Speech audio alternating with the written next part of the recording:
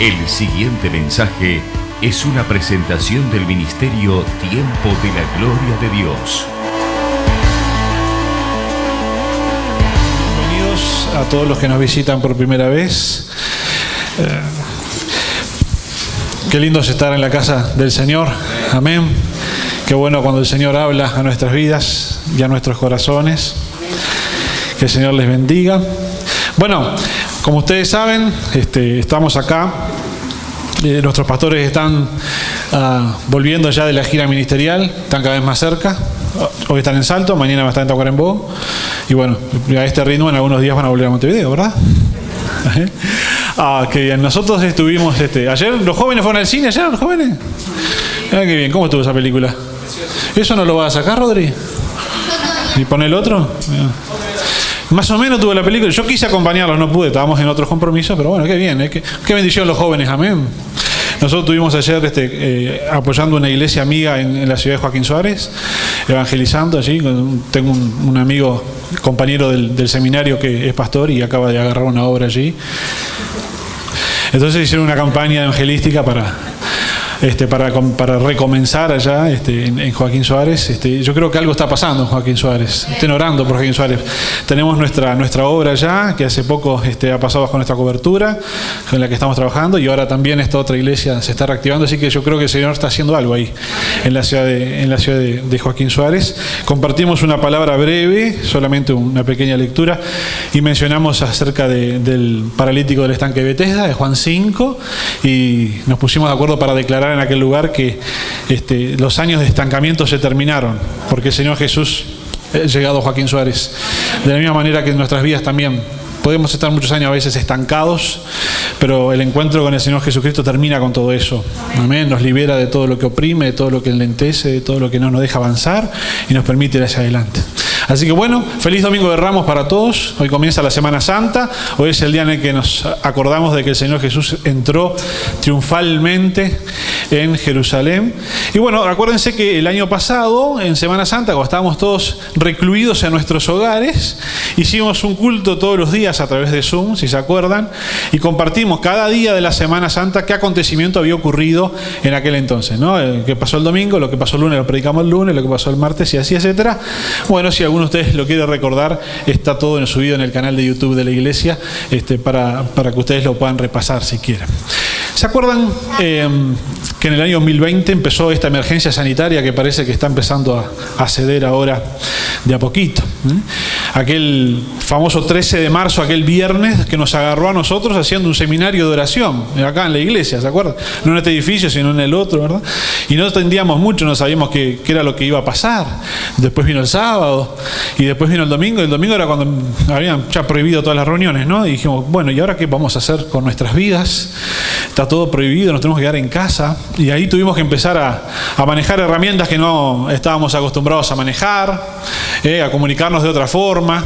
Y pasamos varios meses, ¿no?, en casa, sin poder venir a la iglesia, solamente teniendo cultos por YouTube, y después incorporamos el Zoom, y ahí todos tuvieron que hacer un curso intensivo, ver cómo funciona esto, quién puso la clave, quién no puso la clave, yo qué sé, ¿no? Recién por septiembre del 2020, ¿se acordarán? Pudimos empezar a tener las primeras reuniones presenciales, pero con un protocolo muy estricto. ¿Se acuerdan que eran reuniones de 45 minutos? Así que no daba ni para un sermón. Era una canción y una prédica corta y nos vamos, y todos separados. Y había que partir la iglesia en dos. Unos veníamos los sábados y otros venían los domingos porque no se podía llenar el local. No podíamos recoger la ofrenda como lo hacemos habitualmente, ¿no? Dejábamos el cofre en el fondo y se iban yendo primero los de atrás y dejaban la ofrenda, después los del medio, todos ordenaditos, nadie saludar ni nada. Y en aquel entonces los que teníamos que predicar teníamos que venir a predicar el sábado y el domingo el mismo sermón, ¿verdad? Y aquella vez yo prediqué un sermón que se llamaba Nueva Normalidad, Mismo Dios, porque ya se estaba hablando de la nueva normalidad. Ya nos habían dicho los que sabían, nada iba a ser como antes de vuelta, ¿no? No teníamos que esperar el mundo que teníamos hasta el 12 de marzo, todo iba a cambiar e íbamos a incorporar cosas nuevas. Entonces había que hablar acerca de la nueva normalidad, pero hacer énfasis en que Dios no cambia y que hay valores y hay principios establecidos en la palabra del Señor que permanecen, a pesar de que nuestra realidad alrededor cambie y cambie muy aceleradamente. Y Y de todo eso nos hemos quedado con algunas costumbres, ¿verdad? Como por ejemplo el uso del tapabocas, que ya no es obligatorio.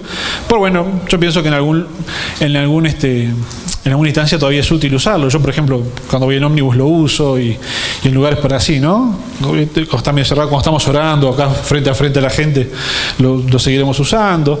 Pero bueno, ya por lo menos ya no es obligatorio. Pero hay otras culturas en el mundo que usaban tapabocas ya de antes para protegerse y para, principalmente cuando tenían síntomas, proteger a los otros, ¿no? Ya lo tenían incorporado. Parece que es una buena costumbre para evitarnos otras enfermedades, no solo coronavirus.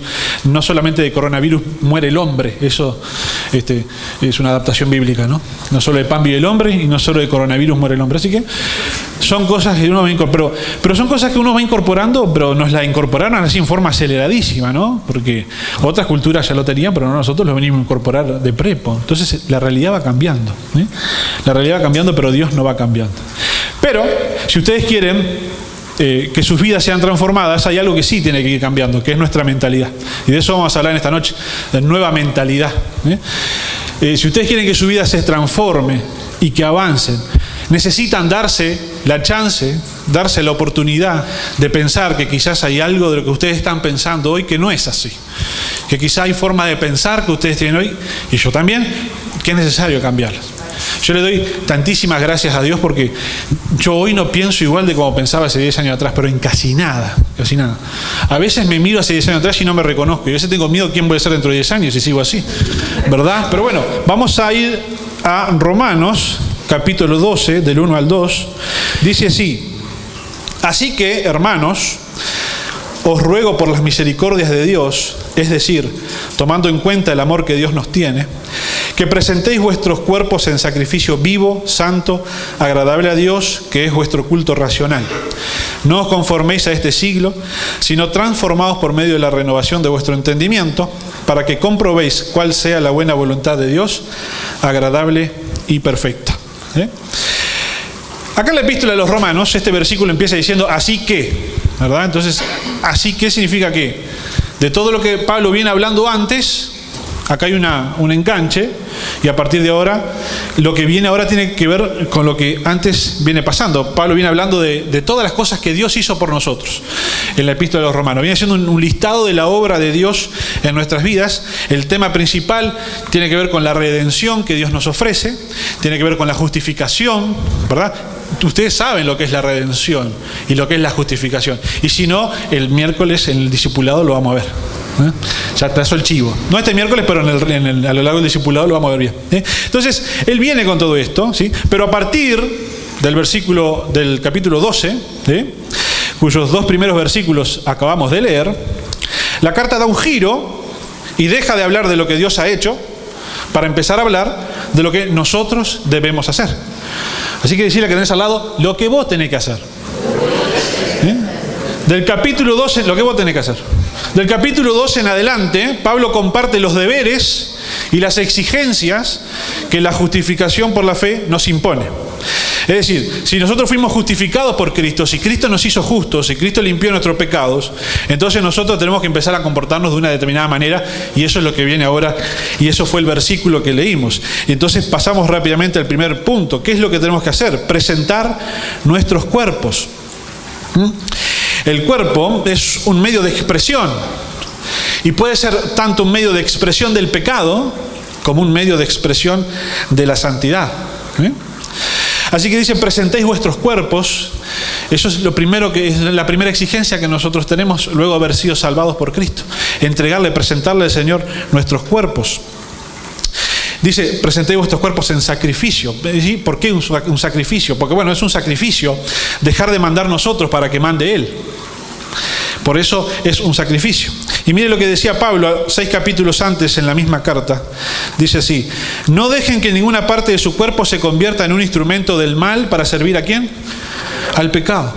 En cambio, entréguense completamente a Dios. Es lo mismo. Porque antes estaban muertos, pero ahora tienen una vida nueva. Así que usen todo su cuerpo como un instrumento para hacer lo que es correcto para la gloria de Dios. Así que el sacrificio es una ofrenda.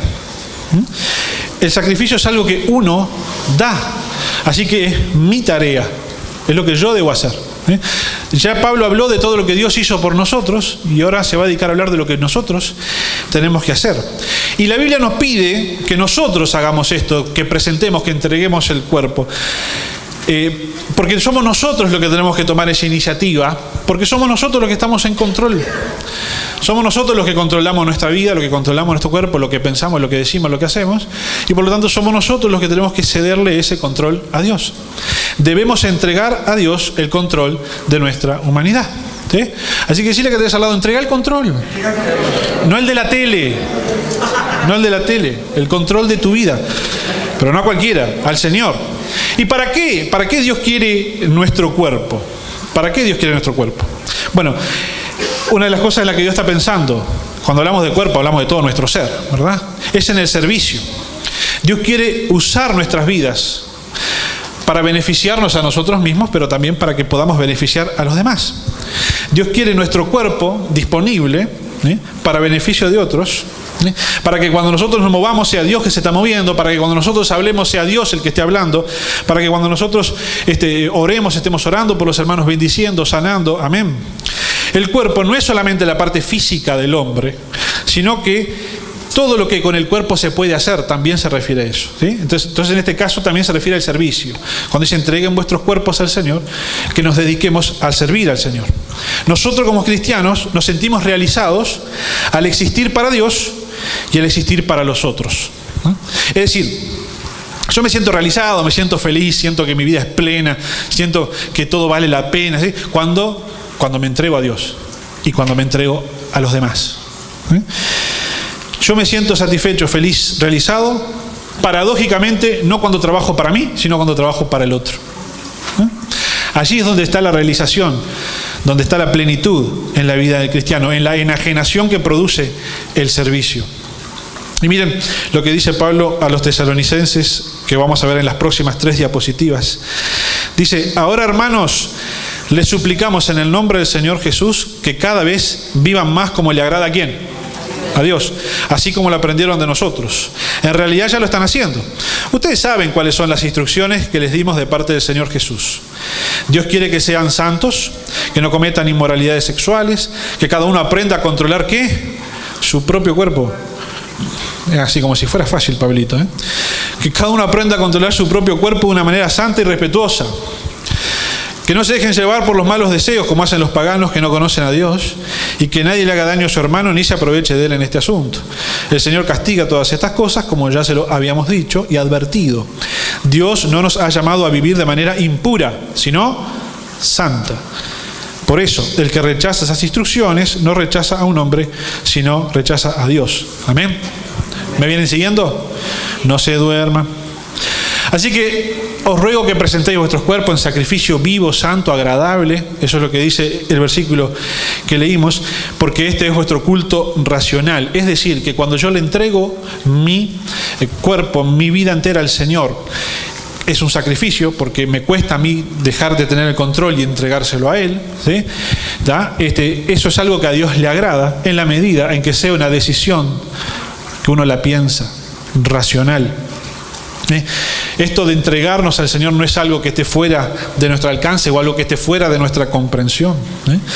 Uno entrega el cuerpo al Señor y eso al Señor le resulta agradable siempre y cuando se trate de una decisión racional, que yo la logro entender, la logro razonar y por eso la llevo adelante. Así que este sacrificio, esta entrega, tiene que ser inteligente. En contraste con lo que ocurre en otros cultos, que eso se hace mediante ritual o por la fuerza. Es decir, que si el culto que le rendimos a Dios no puede quedar reducido solamente a expresiones externas que hacemos o a rutinas humanas, eso ya no sería un culto racional, eso sería un culto mecánico. Vengo y hago todo el tiempo sin entender por qué lo estoy haciendo, porque todo el mundo lo hace, porque es la costumbre. Yo le entrego al Señor mi vida entera en un culto racional y no en un culto mecánico. Entonces esto se hace con inteligencia, se hace entendiendo que lo debo de hacer, que es lo mejor para mí, no porque me lo han impuesto, porque me lo han exigido, porque si no eso ya no sería un culto racional, ahí ese sacrificio no le gusta a Dios. Entonces es como que yo voy andando en el auto en un terreno complicado y veo que estoy rompiendo todo el auto porque no conozco el terreno Y me bajo entonces y le digo a Dios que pase del asiento del acompañante al asiento del piloto, que maneje él y yo me pongo en el otro asiento, ¿verdad? Y entonces le entrego el control al Señor. Y entonces voy por el camino seguro, porque Él sí sabe, ¿eh? Pero yo le entrego el control a Él. Y tampoco nadie vino y me sacó de los pelos del asiento del conductor y me puso al lado. Decisión racional.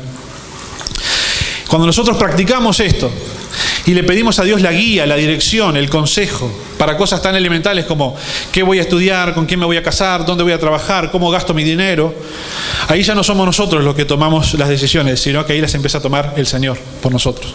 ¿Cuántos quieren que sea Dios el que tome las decisiones en sus vidas? Yo, luego de todos los errores que he cometido en mi vida, cada día más quiero que Dios tome el control y tome las decisiones. O mejor dicho, que pueda tomar las decisiones con la mentalidad de Cristo, con las ideas de Cristo, que sus pensamientos sean mis pensamientos, que sus razonamientos sean mis razonamientos. Eso es lo que me parece debe ser lo mejor que me puede pasar a mí en la vida. Ahora, entrego el cuerpo en sacrificio, bien, y lo otro que decía el versículo que leímos es renovar la mente. Y decía así el versículo: no os conforméis a este siglo, sino transformaos por medio de la renovación de vuestro entendimiento, para que comprobéis cuál sea la buena voluntad de Dios, agradable y perfecta. Así que estas son las dos tareas que nos dejamos para hoy: presentarle al Señor nuestra vida, entregársela a Él y cambiar la forma de pensar y cambiar la mente. Miren lo que dice Pedro, que es más o menos lo mismo que decía Pablo. A mí me gusta cuando Pedro y Pablo dicen lo mismo, porque un día estuvieron peleados, ¿saben? Ustedes, yo les cuento un chismerío, ¿eh? Que no salió en intrusos. Mira, Pedro y Pablo estuvieron súper peleados. Un día Pablo dijo, cuando lo vi a Pedro lo rezongué todito, le dije de todo, porque lo que estaba haciendo era horrible. Y después, al lado, le pasa el tiempo, Pedro escribe una carta y le dice, bueno, estos temas ya los habló Pablo, estúdienlo a él. Yo voy a dedicar a explicarle estas otras cosas. Como diciendo, bueno, pueden estudiar a Pablo, que lo que Pablo dice está bien. O sea, que se amigaron, ¿verdad? Hablan los dos lo mismo, ¿eh? Y acá miren qué bien cómo hablan lo mismo. Dice, 1 de Pedro 1, 13 al 16. Por tanto, ceñid los lomos de vuestro entendimiento. ¿Saben lo que es ceñir el lomo? Es prepararse, ¿tá? Ceñir el lomo del entendimiento es prestar atención, ¿sí? Prepárense, preparen la cabeza para lo que viene. Sed sobrios y esperad por completo en la gracia que se os traerá cuando Jesucristo sea manifestado, como hijos ¿qué? Obedientes. No os conforméis, la misma expresión, ¿vieron? No os conforméis a los deseos que antes teníais estando en vuestra ignorancia, sino como aquel que os llamó es santo, sed también vosotros santos en toda vuestra manera de vivir, porque escrito está, sed santo porque yo soy santo. Ustedes saben que la palabra santo significa exclusividad. ¿Está? Es como cuando un artista firma con el canal A y no le puede dar entrevistas al del canal B porque tiene contrato con el del canal A. ¿Lo escucharon alguna vez? ¿Sí? Bueno, esto es lo mismo. Yo tengo contrato de exclusividad con el Señor. ¿Está? No me puedo dedicar a otra cosa que no sea lo que al Señor le agrada. Eso es santidad.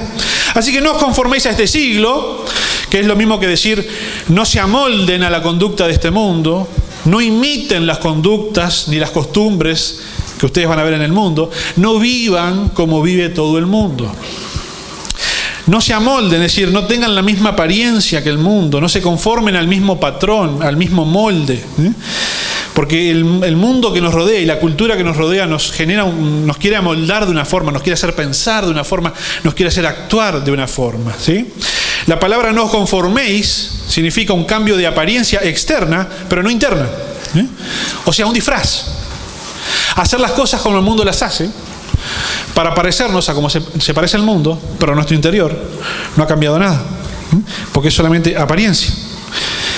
La Biblia lo describe así en 1 de Juan: no améis al mundo ni las cosas que están ¿dónde?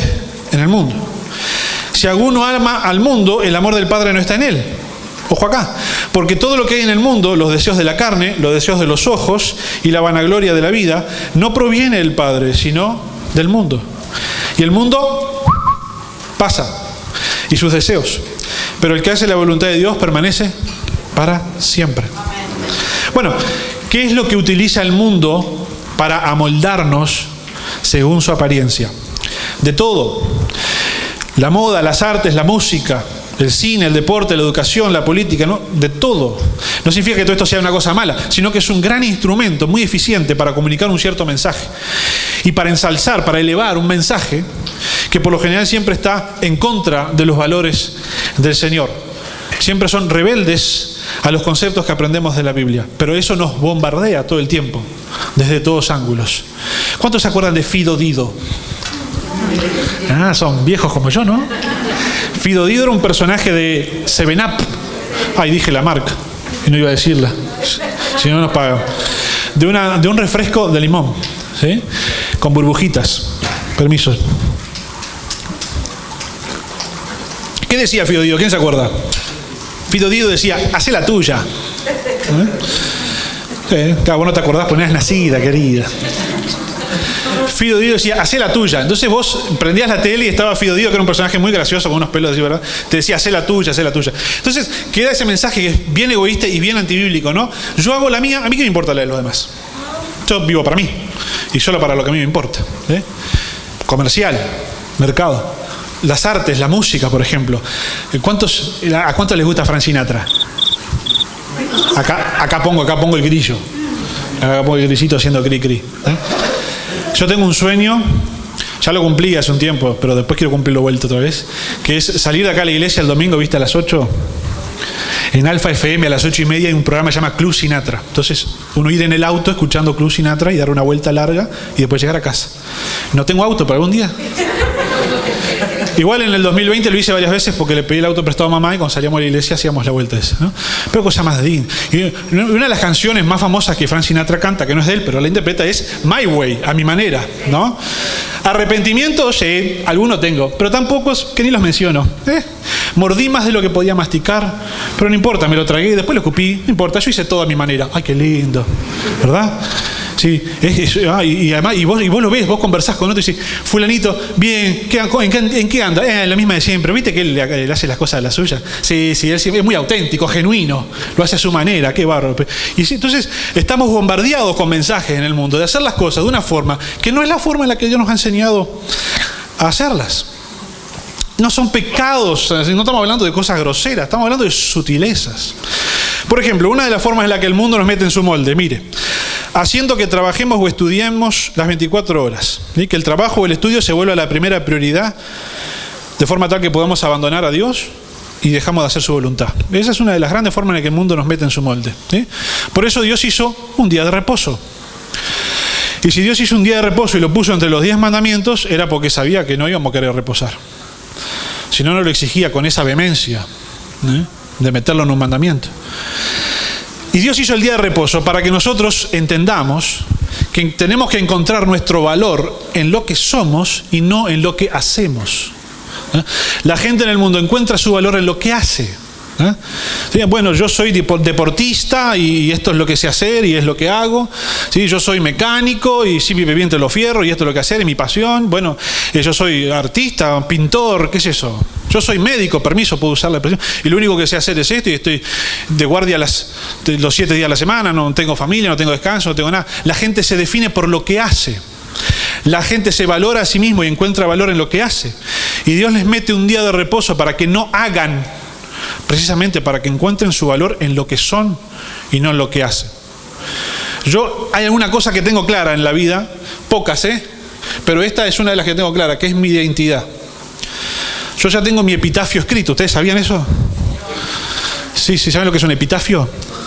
Es lo que va en la tumba cuando te morís, ¿viste? Te ponen lo que va ahí.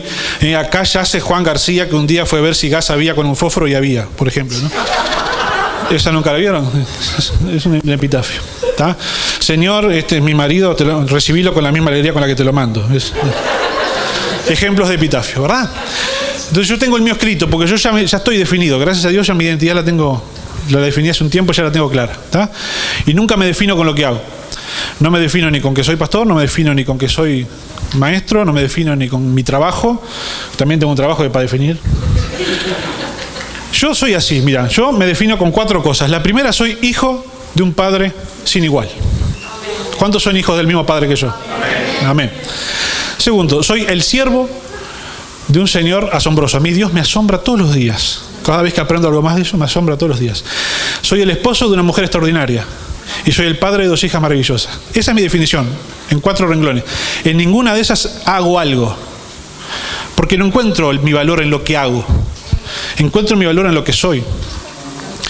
El mundo también nos quiere impulsar a que alcancemos el éxito a la manera que ellos entienden el éxito, que es alcanzar fama, es alcanzar dinero, alcanzar posición social. No importa si llegamos a la cima de lo que el mundo considera éxito. Yo creo que ser exitoso en la vida es si te quieren los que mejor te conocen. Si los que te conocen mejor te quieren, sos exitoso. También el mundo premia con fama, con posición, con prestigio, con fortuna y con dinero a todos los que se comportan al contrario de lo que Dios quiere. Prenda la tele y mírelo. Todos los que están todo el tiempo en los medios, como grandes señores, como grandes personas, como grandes pensadores, los que tienen la posibilidad de hablar, de influenciar con un cierto mensaje, por lo general son todas personas que están transmitiendo algo contrario a lo que Dios quiere. Esa forma de pensar que tiene el mundo, que es equivocada, que es errónea, que es destructiva, bueno, el mundo quiere meternos en ese molde a nosotros también. Pero nosotros tenemos que ser lo suficientemente atentos para no permitirlo. Porque la gente en el mundo sigue con depresión, sigue sin identidad, sigue sin dirección, sigue sin propósito en la vida, infeliz, en una búsqueda infructuosa de un poco de paz interior, que no la consiguen tampoco. Así que este es momento para detenernos a reflexionar un poco, a pensar cuáles son nuestras ambiciones, cuáles son nuestras prioridades, cuáles son nuestros valores, nuestra forma de pensar acerca del matrimonio, de la familia, de los hijos, del ministerio. Tenemos que empezar a reevaluarlo todo y a elegir consagrarnos, darle prioridad a las cosas que tienen valor eterno, que cambian el corazón y que cambian nuestras vidas. Decirle que tenés al lado, nueva mentalidad. Nueva mentalidad. Ojo, no es fácil evitar conformarse a este mundo. La tarea de no conformarse al mundo es gigantesca, es titánica, es sumamente difícil. Yo nací en este mundo, me crió una familia de este mundo, crecí en un barrio de este mundo, fui a la escuela de este mundo. Para cuando me convertí a los 14, el mundo ya me tenía totalmente amoldado. Mi mente, mis pensamientos ya estaban totalmente influenciados por el mundo. Entonces, ¿cómo hacemos para cambiar de mentalidad? Y acá viene la clave, la renovación del entendimiento. El cuerpo es la parte física del ser humano que ejecuta las decisiones de la mente. Si yo no cambio mi mentalidad, mi cuerpo va a actuar de acuerdo a mi vieja mentalidad. La palabra transformaos, bueno, y ahí tiene que estar el versículo 2, ¿no? Ah, no, ya se pasó, está bien. Bueno, la palabra transformados viene del griego metamorfo. ¿Cuántos conocen la palabra metamorfosis? De los Power Rangers, ¿se acuerdan? ¿No? De donde se traduce el verbo transfigurar. Meta significa cambio, morfe significa forma. Transformar significa cambiar de forma, y aquí sí se refiere al cambio interno, sustancial, esencial. Su idea principal es morir una forma de vivir y nacer a una nueva. Como la oruga cuando se muere y se convierte en mariposa. Eso es metamorfosis. Esto sí es un cambio interno, que primero me cambia adentro y luego se ve afuera. Pero conformarse al mundo es solamente un disfraz. Entonces yo necesito cambiar de mentalidad, renovar la mente, para que ocurra realmente un cambio en mi interior. Morir a nuestro ego, morir a nuestro yo, y lograr expandir la mente para ver cuáles son los planes que Dios tiene para nosotros. Ahora, esa transformación la logra el Espíritu Santo. Es un cambio interno, total, que me afecta en cuanto a carácter y también conducta. Dios quiere esa metamorfosis de nuestro interior. Ahora, ¿cómo se logra la metamorfosis de su interior? Acá le voy a dejar los deberes. La palabra renovación del entendimiento significa poner algo nuevo. En su definición es el ajuste que uno tiene que hacer, uno tiene que ajustar la visión moral y espiritual al pensamiento de Dios. ¿Sí? Y eso es lo que trae transformación en nuestras vidas. Ahora, para ponerlo en términos prácticos, renovar es hacer algo nuevo, no en el sentido de reciente, sino de diferente. No es hacer algunos cambios, es tirar la casa abajo y construirla de nuevo. ¿Sí? Es decir, usted agarra su casa, como hicimos nosotros acá. ¿Está? ¿Cuántos se acuerdan cómo estaba esto cuando vinimos? ¿Está? Se veía el techo de chapa allá arriba, todo mal pintado, el piso de parqué, ¿sí? Pusimos este cielo raso, pintamos, pusimos todo esto muy bonito, ¿eh? Renovamos, ¿verdad? Esto es renovar, ¿verdad? No es renovar como dice la Biblia. Renovar hubiera sido que demoliéramos todo esto y lo hiciéramos de vuelta. Ese es el concepto bíblico de renovar. Usted agarra su casa, la pinta, cambia los muebles de lugar, compro una alfombra nueva, pongo un cuadro nuevo, renové la casa. Bueno, esa no es la idea de renovar que tenemos que manejar hoy. La idea de renovar es yo tiro todo abajo y lo empiezo a construir de vuelta. Nuestra mente se parece mucho a una ciudad. Tiene manzanas, edificios, caminos por los que uno va recorriendo y hace razonamientos y llega a conclusiones, llega a ciertos lugares, etc. El trabajo de renovar la mente es agarrar una topadora y demoler todos los edificios, deshacer todas las calles y empezar a construir todo de cero. A veces pasa que nosotros traemos ideas y las traemos de afuera. No las aprendimos de la palabra del Señor. ¿Ah? Por ejemplo, matrimonio. La gente trae ideas de lo que es un matrimonio. Se convierte, se casa y cree que en el matrimonio puede hacer todo lo que antes pensaba que podía hacer solo, que ahora lo puedo hacer porque no estoy casado, pero antes no. Ideas de familia, de cómo criar a los hijos, las traemos de que nos criaron a nosotros. Y nadie nos da un curso de que ahora hay que criar a los hijos de vuelta porque somos cristianos y tendríamos que hacerlo. Porque ¿de dónde voy a sacar los ladrillos para construir la casa nueva? De la palabra del Señor. La palabra del Señor, Cristo es la roca. Y Cristo es el verbo, la palabra. Así que yo tengo que ser capaz de preguntarme, ¿dónde aprendí yo los criterios con los que me relaciono con los otros? ¿Dónde aprendí yo qué es el matrimonio? ¿Dónde aprendí yo qué es el servicio? Es decir, ¿me lo enseñaron en la Biblia? No, lo traje aprendido, lo tengo que cambiar.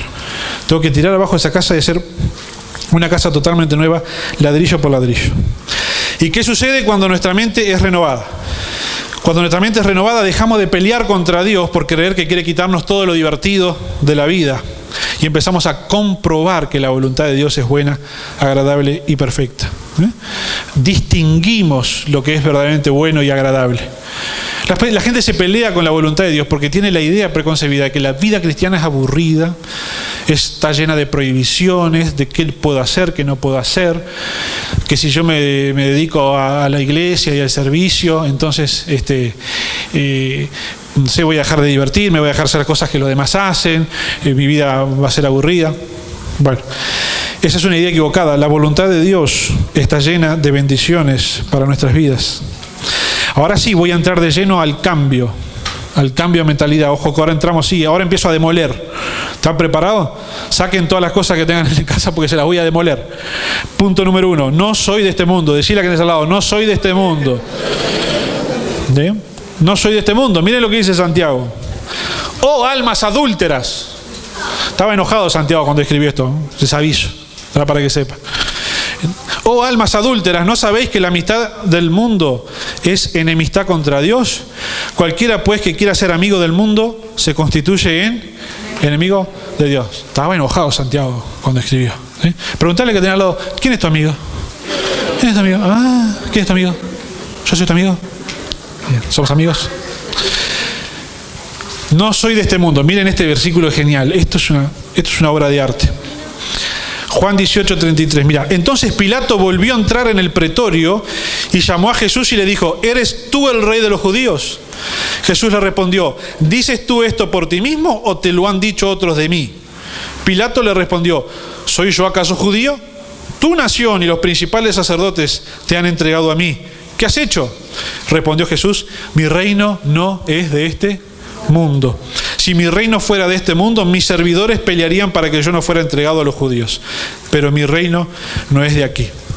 Este es el versículo clave para que nosotros empecemos a cambiar de mentalidad. No somos de este mundo. Dígalo conmigo, no somos de este mundo. ¿Sí? Por eso, Pablo empezó diciendo al principio del mensaje, no os conforméis a este mundo.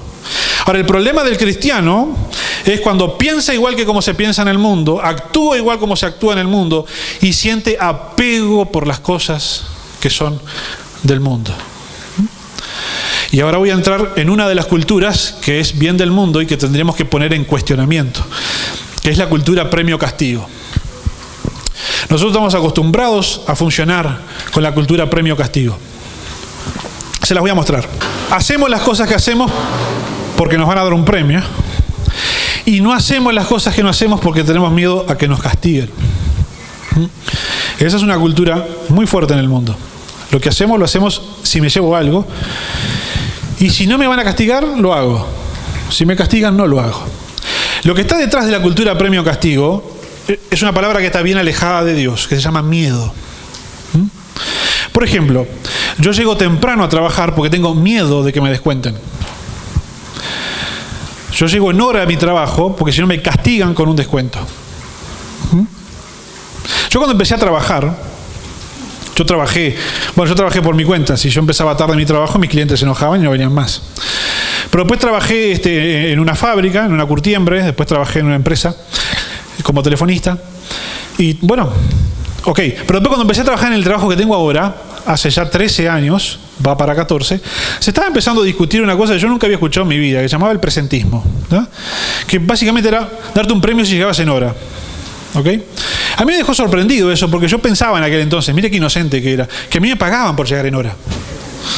O sea, yo me tenía que levantar a las 5 de la mañana para tomarme el ómnibus a las 6, para entrar a las 7 a la fábrica, para salir a las 4 y media, llegar a las 6 a la academia, dar clase hasta las 9 y llegar a las 10 a casa. Y me pagaban para eso. Yo lo entendía así. Cuando entré a trabajar en la empresa donde trabajo hoy, estaban implementando eso de pagar un premio si uno no falta, llega en hora, etcétera. Yo entiendo que a veces algunas empresas se abusan de esto para pagarle un poco más a los empleados que ya cobran poco, ¿no? Entonces, en vez de pagarles mejor, una parte se las ponen como esto y si no se ahorran y no lo pagan, ¿no? Unos sinvergüenzas bárbaros. Pero el concepto que está detrás es lo que a mí me interesa. Me iban a pagar un premio si yo llegaba en hora. ¿Tá? Y yo en aquel entonces entendía que para llegar en hora ya me habían contratado, ya me habían pagado para eso. Pero no, resulta que en realidad la cultura en la que nosotros vivimos en Uruguay es una cultura de llegar tarde, de no ir a trabajar, de poner una excusa, etcétera, ¿verdad? Porque si no, no correría este premio. Vos imaginate que la empresa diga, les voy a pagar tengo que pagarles premio para que lleguen en hora. Si llegan en hora, no tiene esa excusa, va a tener que pagar premio por otra cosa. Pero si en realidad logran pagar un premio para que lleguemos en hora, es porque tenemos una cultura de impuntualidad. Ahora, ¿qué pasa? Nosotros hay ciertas cosas que deberíamos hacerlas porque es correcto que se hagan, no por el castigo que me va a venir si no lo hago. Ahí está el cambio de mentalidad. Por eso, la gente llega tarde a la iglesia. ¿Quién le va a descontar del sueldo por llegar tarde a la iglesia? O no vienen a la iglesia. Total, ¿qué castigo tengo por no venir a la iglesia? Ninguno. Para el trabajo sí, porque si yo llego tarde al trabajo, falto, me despiden, si me despiden no cobro sueldo, si no cobro sueldo no pago el alquiler, si no pago el alquiler me voy a ir a vivir no sé a dónde. Entonces, como ahí atrás de todo eso juega el miedo. Ahora, el cambio de mentalidad que tiene que tener el cristiano es el siguiente. Yo creo que si yo me levanto de mañana para ir a trabajar es porque Dios me da vida. Si tengo fuerzas para ir a trabajar porque Dios me da fuerza, y si tengo un trabajo para ir a trabajar porque Dios me dio el trabajo. Entonces, cuando se trata de las cosas de Dios, vengo temprano. Porque no me importa que si yo llego tarde acá y el culto a ustedes en vez de empezarlo a las 6 se lo empezamos a 6:15, nadie me va a descontar de mi sueldo, pero eso no es lo que importa. Como yo creo que Dios es el que me da la vida, las fuerzas para trabajar, ahí opera el cambio de mentalidad. Cuando me dedico a las cosas del Señor, yo vengo una hora antes. Y ustedes saben que yo vengo una hora antes, que cuando empezamos los Zoom de los lunes y los miércoles, ya media hora antes está el Zoom abierto. Yo organizo. Ojo, ¿no? Que yo estoy hablando de esto para. No estoy dejando fuera que esas personas que tienen dificultades, viven muy lejos, tienen que tomarse 35 ómnibus para venir, no tienen la movilidad resuelta, ¿verdad? Cada uno sabe, tiene sus circunstancias. Yo estoy hablando de mí. Si yo llego tarde, el próximo domingo, soy un sinvergüenza. Capaz que llego tarde. Total, ¿qué me van a hacer? Y ahí es donde tiene que figurar el cambio de mentalidad. Yo no hago las cosas por medir la consecuencia que puede llegar a tener o no. No actúo por miedo. Tampoco es que no dejo de venir a la iglesia porque tengo miedo que voy a perder mi trabajo y después voy a decir, claro, dejé de venir a la iglesia y Dios me castigó y perdí el trabajo. No tengo ese miedo. No voy a perder mi trabajo. Aunque deje de venir. ¿Ustedes saben que yo, aunque deje de venir a la iglesia, no voy a perder mi trabajo, salvo que me mande una macana muy grande? No, se los digo para que no anden con miedo por la vida. Si ustedes dejan de venir a la iglesia, no les tiene por qué pasar nada. Si les pasa algo, les va a pasar igual, les aviso. Para que sepan. No es por miedo que Dios se maneja. Ahora, miren este versículo, Isaías 29:13. Dice pues el Señor, porque este pueblo se acerca a mí con su boca y con sus labios me honra, pero su corazón está lejos de mí. Y su temor de mí no es más que un mandamiento de hombres que les ha sido enseñado. Isaías 29:13. Ahora lo voy a leer en versión Serafín de Asuejo, que me parece más bonita. Dice así, dice el Señor, por cuanto este pueblo está cerca de mí con la boca y con sus labios me honra, pero su corazón está lejos de mí y el culto que me da es pura rutina humana. El culto a Dios se puede llegar a transformar en pura rutina humana si uno no cambia la mentalidad. Ustedes saben que a Dios se lo adora con el cuerpo, ¿no? ¿Sí? Yo le voy a contar un testimonio mío que está mal. Porque a veces uno también puede enseñar con lo que hace mal, ¿no? De cómo uno está metido en la cultura premio-castigo. Si no ve un castigo, yo no reacciono, ¿está? Yo desde que soy chico sé que tengo colesterol. Un día iba a la escuela y nos hicieron el examen de sangre en sexto, dio colesterol. ¿Está? Dejá de comer pan y pancho. Bueno, está, después dio bien, listo. ¿Está? Bárbaro. Sí, siempre tuve colesterol, qué bien. Y cada tanto cuando iba al médico a hacerme algún chequeo, muy esporádico, ¿no? Soy mal paciente yo, ¿está? Mal paciente. Me tomaba la presión, siempre daba 14,9, medio ahí. Yo ya tenía el truco, ¿no? Mirá que es de túnica blanca, le decía. Porque hay una jerga que cuando te toma la presión un enfermero, te pones nervioso, ¿verdad? Entonces sube. Y entonces le llaman presión de túnica blanca. Yo ya la sabía, no, mira que es de túnica blanca, no pasa nada. A mí me tomaban la presión cada vez que iba a donar sangre, ¿no? Entonces siempre daba, no, tranquilo. Donaba, nunca me pasó nada, todo bien, ¿no? Hasta que un día me agarró la doctora, esto fue hace 3 años atrás, me dice, no, dice, tu presión no me gusta para nada, vas a ir al cardiólogo, ¿no? Fui al cardiólogo, me hicieron un análisis que te enchufan un aparatito, te lo dejan un día entero, tenés que andar con el aparatito todo el día, ¿sí? Fue horrible, espantoso. Y el resultado del examen fue que nunca tuve una presión normal en 24 horas, ni siquiera durmiendo, cuando dicen que baja un poco la presión, no, ni ahí, ¿no?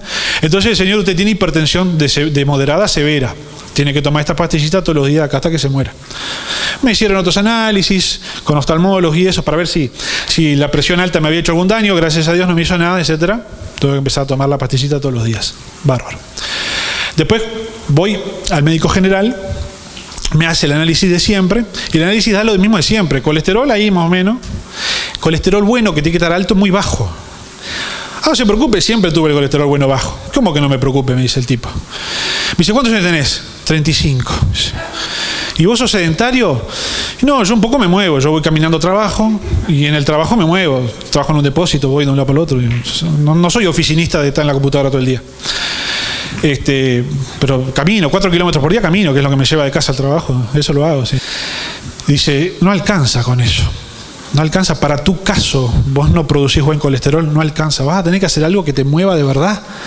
O cuando cumplas 50 años te va a dar tu primer infarto. Ok, bárbaro. Entonces, claro, a partir de ahí me asusté y empecé a tomarme en serio esto. Entonces empecé a entrenar. No entreno para tener un cuerpito lindo, entonces ya estoy casado, ¿para qué quiero? ¿Eh? Vos ya me conociste así siempre. No, tan flaquito no era. No estoy hablando que hay que cultivar el cuerpo. Viste que en el mundo son hedonistas y después se sacan la foto y el músculo, todo. No estoy hablando de cultivar el cuerpo así vanidosamente. Pero estoy obligado a entrenar. Porque si no, dentro de 15 años usted no va a tener más pastor. Bueno, y eso es lo que está mal. No, sí, cancelo. Y eso es lo que está mal. ¿Por qué yo tuve que esperar a que un doctor me amenace de muerte para empezar a tener la conducta correcta? Por vago. Porque esto implica un sacrificio. ¿Está? Porque yo ahora, los martes y los jueves, no puedo hacer otra cosa. Tengo que ir a entrenar. Entonces, no puedo estudiar en esos días, no puedo estar con la familia. Si ustedes necesitan algo de mí los martes y jueves, no los voy a atender. Perdónenme, pero bueno, es para que tengan pastor muchos años. Es un sacrificio, uno tiene que hacer ese sacrificio. El sacrificio económico también. De ir a hacerlo. ¿Por qué? Porque de esa manera hago lo que es correcto, que es cuidar el templo del Espíritu Santo, cuidar el cuerpo, ¿verdad? Yo les voy a contar algo, Miren, les voy a revelar una intimidad. Cuando a mí el doctor me dijo eso, me fui de la consulta, me iba a trabajar, y como yo tengo que atravesar el Parque Valle para ir a trabajar, mientras iba en el parque me detuve un rato. Y me puse a pensar, ¿qué pasa si me muero a los 50? Entonces, esto está bueno, usted tendría que hacerlo, usted tendría que posicionarse en su velorio. No, se ríen, pero sí, es serio. Ustedes tendrían que imaginarse cómo sería el día de su velorio. A ver qué pasa. Yo me posicioné muriéndome con 50 años, o sea, dentro de 15. Dentro de 15 Julieta va a tener 26, Jimena 23, 24, ¿está? Tranquila, que no me voy a morir. Es una metáfora, ¿Está? Mejor, mi hija no sé. Entonces me posicioné ahí y empecé a ver el dolor de la gente que me quiere y que no me iba a tener más. Y empecé a escuchar los argumentos típicos, ¿no? Qué injusticia, era tan joven, 50 años, tenía toda la vida por delante. Y me imaginé a mis hijas tristes. Y me imaginé a mis hijas teniendo una crisis de fe. ¿Por qué Dios te llevaste a mi papito tan temprano? Y me imaginé a Dios respondiendo, mi hija, él se fue solo. Bueno, pero cuando yo lo imaginaba estaba llorando en el parque. Ríase usted, está bien. Pero yo empecé a darme cuenta de que yo, si no me tomo en serio estas cosas, iba a ser responsable de una posible crisis de fe en unas jovencitas. Porque no iba a ser culpa de Dios, iba a ser culpa mía. ¿Y yo qué excusa les iba a poner? No, papá no pudo, no tuvo la disciplina suficiente, no le dio, bueno, se dejó estar. Eso es vergüenza. Es una vergüenza. Entonces, cuando yo me posicioné en aquel momento, me vi en aquel momento, cuando me armé el peor escenario posible, es un buen ejercicio armarse el peor escenario posible, para estar preparado. ¿Tá? Dije, no, realmente, hay que hacer otra cosa. Y no puede ser que uno tenga que esperar que lo amenacen de muerte a uno para empezar a hacer lo que es correcto. Ahí está el cambio de mentalidad también. Yo creo que el cambio de mentalidad es algo urgente, porque nosotros tenemos una desventaja acá donde vivimos. Nuestra cultura, que es hija del cristianismo, nuestra cultura occidental es una de las más decadentes que hay en la tierra. Se ha ido degradando gravemente. Nuestra cultura hoy cultiva la vulgaridad, la displicencia, en lugar de los buenos modales, del buen trato. Lo vemos en el vocabulario, somos mal hablados y hasta estamos orgullosos de hablar como hablamos. Nuestra cultura cultiva la desidia, la dejadez, el así nomás, en lugar del compromiso, en lugar de la disciplina. Otra de las cosas que tiene que ver con el cambio de mentalidad es la cultura de la honra. Nosotros hablamos mucho de la honra, pero honramos poco. Y miren que hay culturas en el mundo que están bastante lejos del cristianismo y que nos superan. Nos superan en disciplina, nos superan en logros, en honrar a nuestros mayores. Nosotros acá en Occidente lo que tenemos es una cultura del descarte. Por ejemplo, el anciano es una carga, no es útil, lo mando a un residencial, tercerizo su cuidado, que se encargue otro. Yo no estoy dispuesto a ese sacrificio. Entonces la pregunta es, ¿honramos nosotros? Tenemos que aplicar también la cultura de la honra en todos los aspectos. También, por ejemplo, acá en la casa del Señor. Les voy a contar una cosa que pasó acá hace un par de domingos. No es para que nadie me diga fui yo, Por favor, sean obedientes en esto. El que fue, no levante la mano. Pero hace 2 domingos atrás estaba en el fondo y había una latita de malta apoyada en el borde de madera que hay en ese muro de ahí, de atrás. Una latita de malta, latita fría, ¿no? Que transpiraba y que mojaba la madera, ¿verdad? Le dije, te lo dije a vos, ¿no? Saquen esta latita de acá. ¿A quién se le puede ocurrir abrir una latita de refresco en la iglesia y apoyarlo arriba de un mueble de madera? No lo hacemos en casa eso, ¿verdad? Yo hago eso en casa y mi señora me deja. Además, vivo con la madre de ella, las dos. Yo no sé dónde apoyar vasos muchas veces en mi casa. Sí, me imagino que el hermano que abrió la latita de malta y la puso arriba del escozo de madera, si hace eso en la casa, tiene todos los muebles. Entonces hay que honrar la casa del Señor, cuidándola, ¿verdad? Por eso les pedimos que no tomen mate acá en la zona del templo.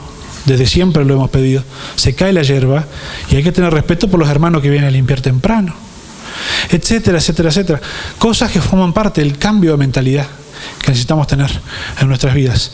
Y cuando cambia nuestra mentalidad, cambia nuestra forma de vivir. Renovar la mente transforma.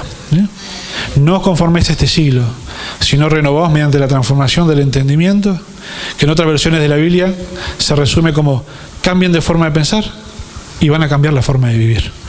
Y esos son los deberes que tenemos como cristianos. Amén. Si le parece, nos ponemos de pie para orar y despedirnos. Fue una presentación del Ministerio Tiempo de la Gloria de Dios.